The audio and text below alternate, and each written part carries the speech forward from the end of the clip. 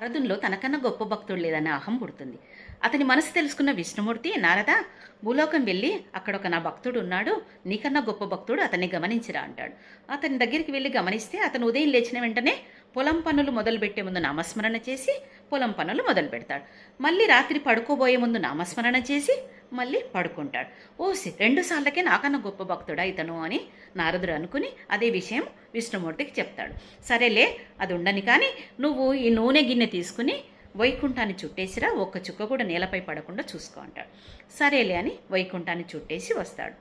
నారద, నువ్వు ఎన్నిసార్లు నామస్మరణ చేశావు వైకుంఠం చుడుతున్నప్పుడు అంటే, లేదు లేదు, నేను నూనె చుక్క పడకుండా ధ్యాసంతా నూనె పైన ఉంచాను, అందుకే నామస్మరణ చేయలేదు అంటాడు. నువ్వు నూనె గిన్నె పట్టుకునే నా నామస్మరణ మర్చావు.